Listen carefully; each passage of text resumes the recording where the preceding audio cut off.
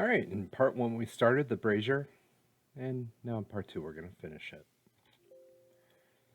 Let's look here in the front.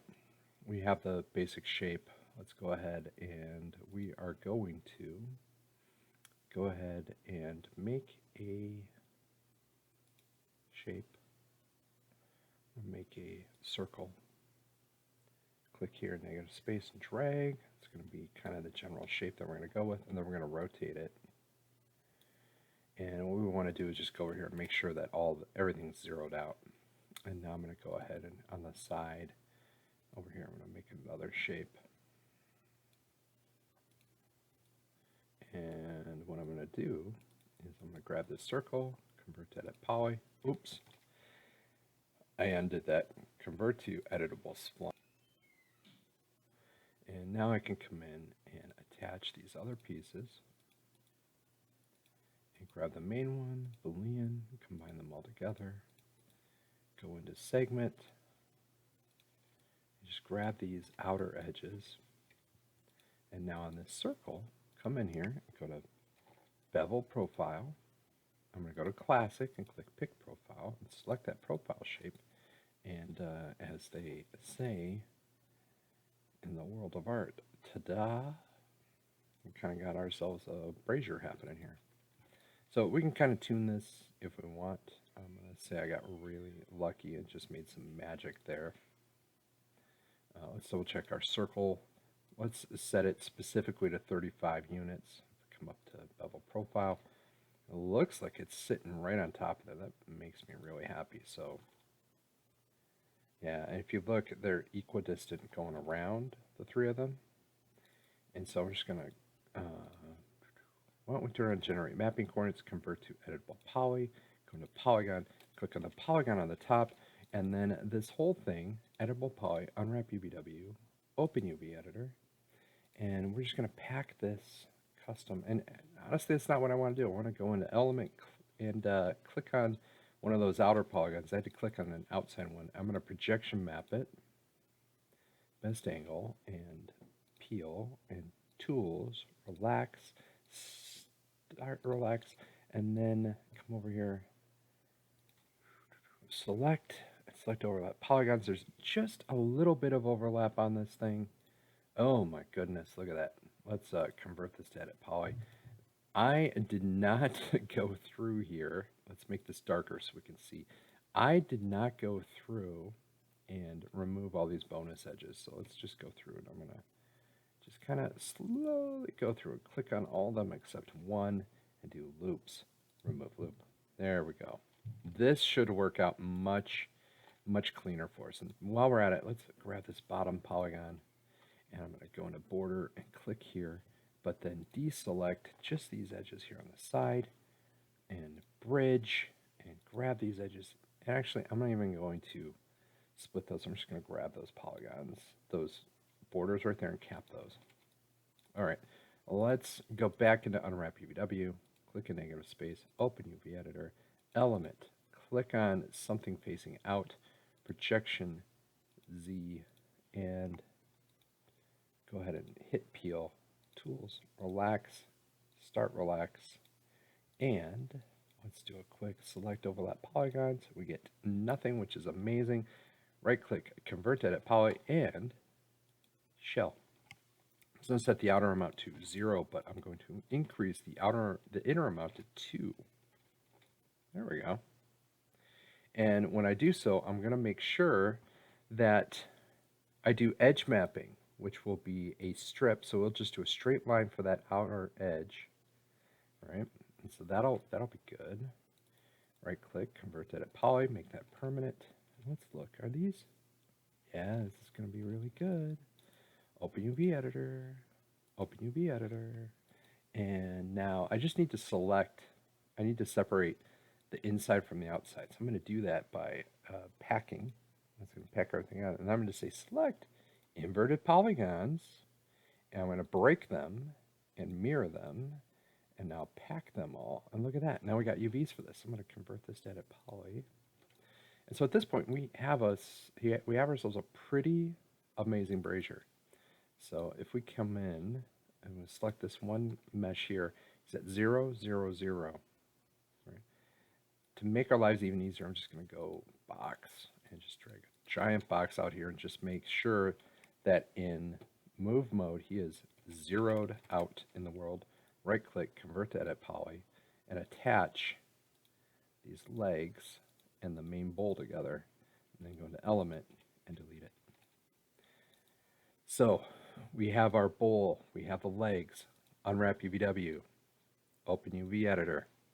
Now in here we have all these different elements. Let's just go ahead and pack all those in. And now what that does is it takes all these different elements we have and it kind of packs them so that they're all proportional to each other.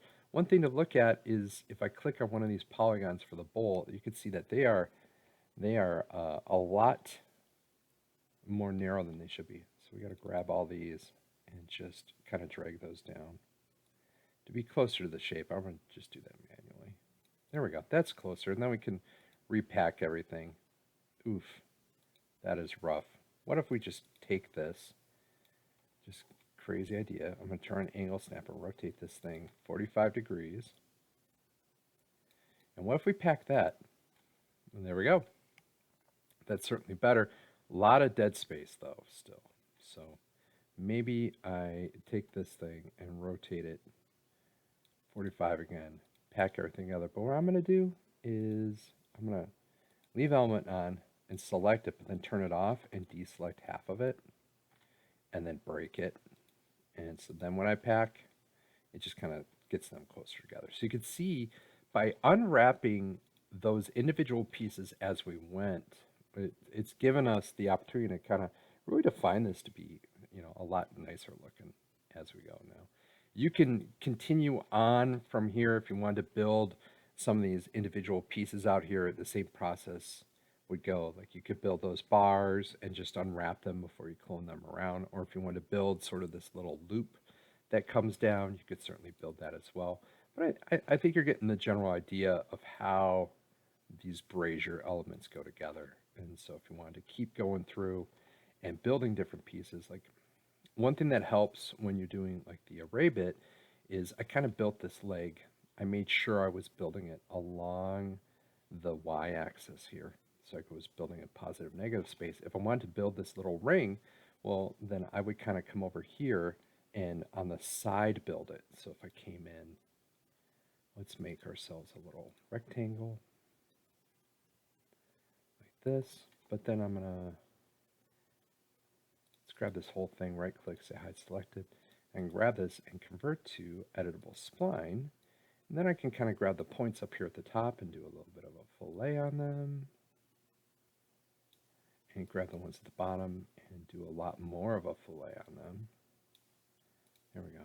I could grab these points and then weld them together, grab these and weld them together, and then just kind of grab all the segments and maybe just, not this one at the bottom, but all the other ones and kind of divide them by 2.